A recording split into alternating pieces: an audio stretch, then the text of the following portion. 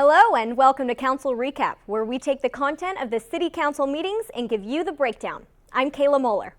There were just two presentations this week. First, Mayor Pro Tem Olivia Valentine started off by showcasing the Hawthorne Business Expo of 2021 through a short video from HCTV.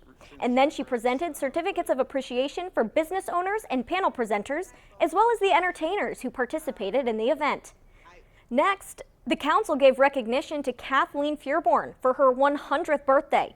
In the resolution portion of the meeting, resolution number 8261 has passed, proclaiming March 2021 as Women's History Month. Women's History Month honors and celebrates the struggles and achievements of American women throughout the history of the United States. Then, in the ordinances portion of the meeting, Ordinance 2211 was adopted, which amends the Hawthorne Municipal Code to reflect the current composition of departments and the titles of positions of the department heads. This section was last amended in 1974 and thus did not accurately reflect the current setup.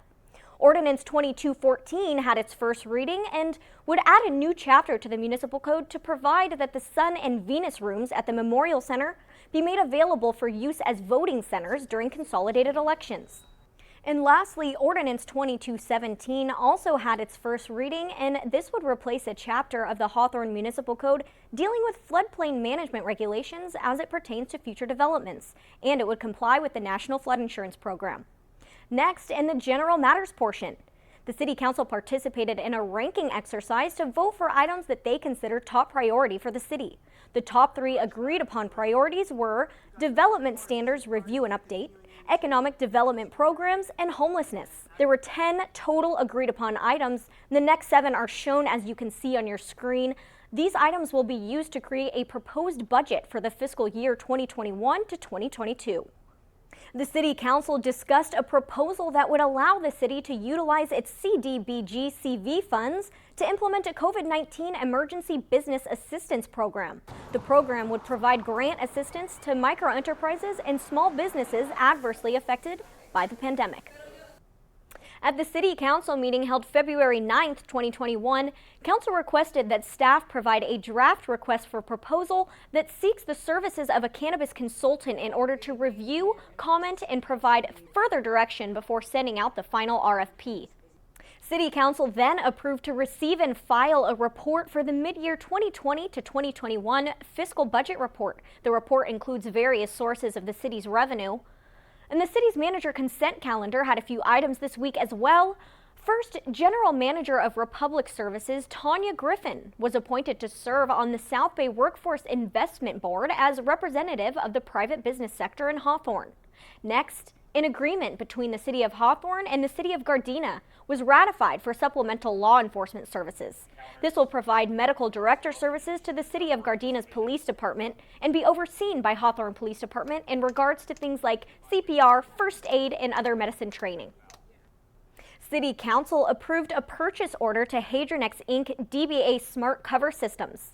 These devices are an early detection system for sewage overflows, and this agreement will pay for replacement parts, communication network access, website service, technical support, field services, and warranty.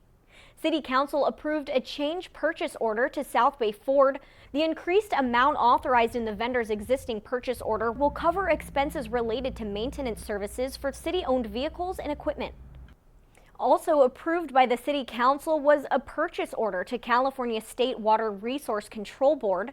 This will be for the city's municipal separate storm sewer system's annual permit. City Council then approved to receive and file minutes from the January 2021 Commission meetings and the Planning Commission meeting minutes from back in December of 2020. Lastly, in the City Council discussion action items, William Cortez was appointed to the Youth Commission and Kenny Arroyo was appointed to the Civil Service Commission. The City Council voted to oppose Senate Bill 9 housing development approvals. The city wants to retain control over building requirements regarding accessory dwelling units.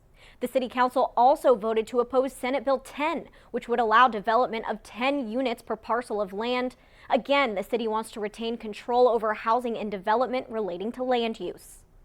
Next, the City Council voted in support of Senate Bill 54, solid waste as it relates to disposable packaging and foodware. This bill will impose a comprehensive regulatory scheme on producers, retailers, and wholesalers of single-use plastic packaging.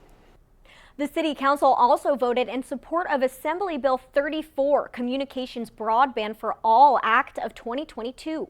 This will enact legislation to fund more access to broadband services to rural, urban, suburban, and tribal unserved and underserved communities to close the digital divide faced by too many Californians.